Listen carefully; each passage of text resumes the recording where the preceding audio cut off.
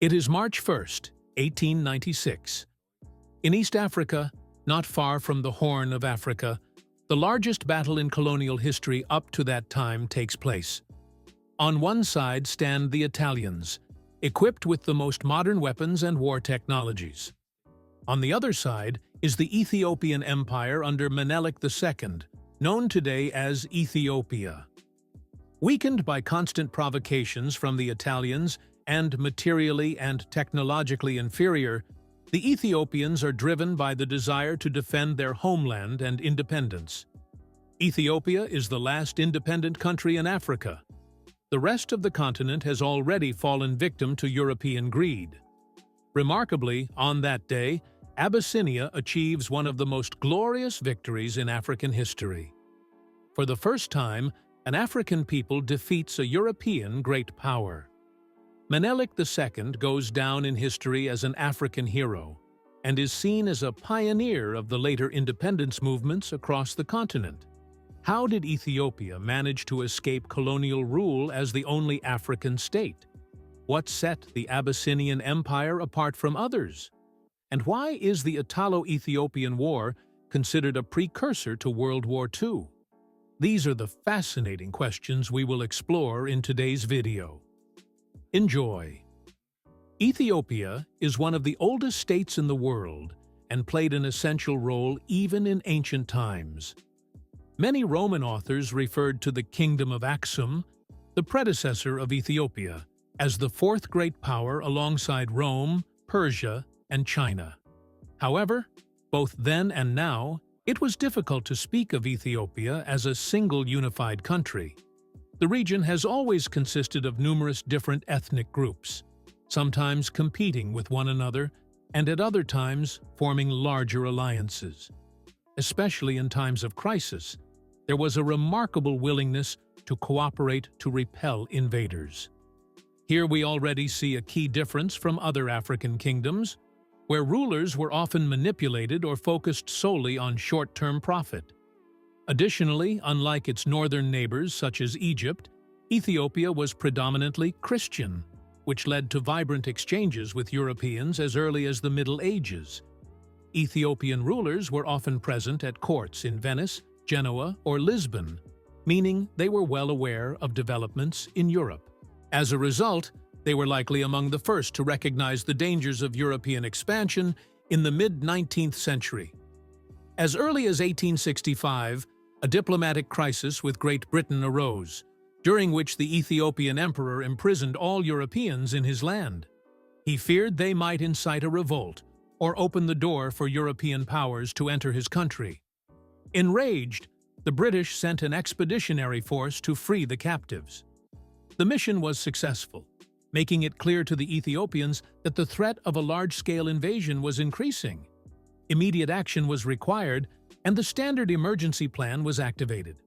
All ethnic groups and peoples, despite their differences, had to unite to face the external enemy.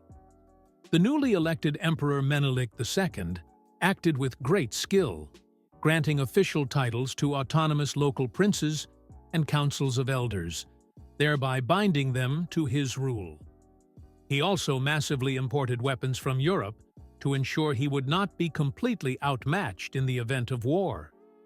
Finally, Abyssinia expanded significantly in the following years, with the strategy of acquiring as much land and buffer space from the Europeans as possible.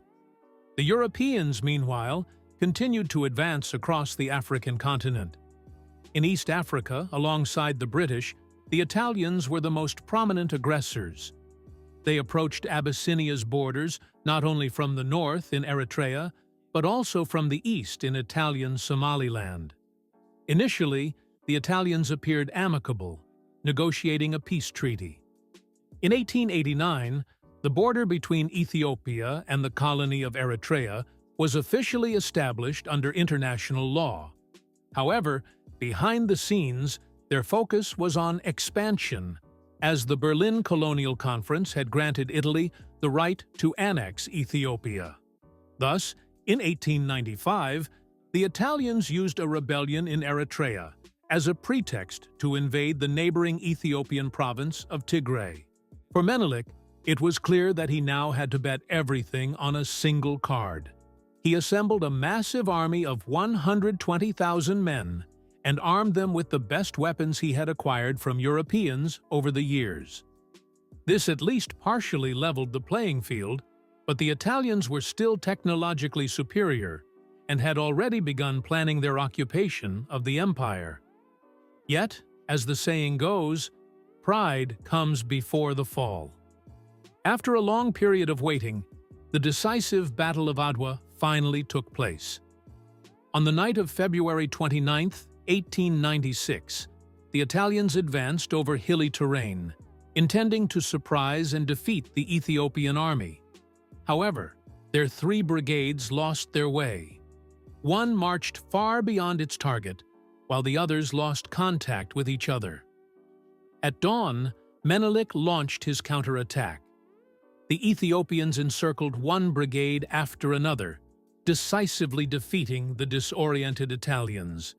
The failure of the Italian forces was due to tactical mistakes, underestimation of Ethiopian capabilities, and logistical difficulties. For the Ethiopians, this must have been an incredible triumph. For the first time, a European army was decisively defeated by an African army. Shortly thereafter, within the same year, Italy was forced to sign a peace treaty. Ethiopia was recognized as a sovereign state, and diplomatic missions from nearly every European country established embassies there. In 1923, Ethiopia became the only African nation to join the League of Nations, the predecessor to the United Nations. For 4 decades, Italy's expansionist ambitions in East Africa were halted. Unfortunately, this was not the end of the story. The Italians would return. When Mussolini rose to power, one of his primary goals was Italian expansion. The defeat against Ethiopia was considered one of Italy's most humiliating losses, which Mussolini was determined to reverse. By then, the balance of power had shifted drastically in Italy's favor. Not only had Italy solidified control over its surrounding colonies and established reliable supply routes, but it had also caught up technologically, deploying tanks and combat aircraft. Ethiopia, on the other hand, was weakened by internal crises and far less united than it had been decades earlier. Ultimately, one particularly unfair weapon secured Italy's victory: poison gas. Italy used chemical weapons, including mustard gas, on a large scale against Ethiopian troops and civilians. This violated international conventions, but Mussolini appeared willing to use any means to defeat the despised Ethiopians. For this reason, the war is sometimes referred to as a testing ground for violence, a precursor to World War II. In both practice and theory. Not only were all international rules broken, but elements of total war were tested for the first time, tactics later used by Hitler in his wars of expansion. The problem was that the League of Nations did not intervene. Although it condemned Italy's actions and imposed sanctions, these measures were half-hearted and insufficient. By 1936, thanks to air superiority and chemical weapons, Italy advanced relatively quickly to the Ethiopian capital, Addis Ababa, and captured it after brief fighting. The emperor fled into exile, and Ethiopia fell. However, historians argue that Ethiopia was never fully colonized. The Italians did not establish a colony or colonial structures. It was more of a short-term occupation. Soon after, Italy became embroiled in a far more existential conflict: World War II. By May 5, 1941, Ethiopia was liberated by the British. The emperor returned to the throne, officially restoring the country's independence. In fact, Ethiopia was the first country to be liberated by the Allies during World War II. Additionally, the Italians never controlled the entire country. Many remote territories and mountainous regions remained under Ethiopian control and served as bases for liberation efforts. In general historical narratives, Italian rule is thus considered only a partial and temporary occupation. Incidentally, there is a second African country, sometimes also described as never colonized, though historians are less unanimous on this point. Liberia was under U.S. influence, but was intended as a homeland for freed African American slaves returning to Africa. Let us know in the comments if you'd be interested in a video on this topic.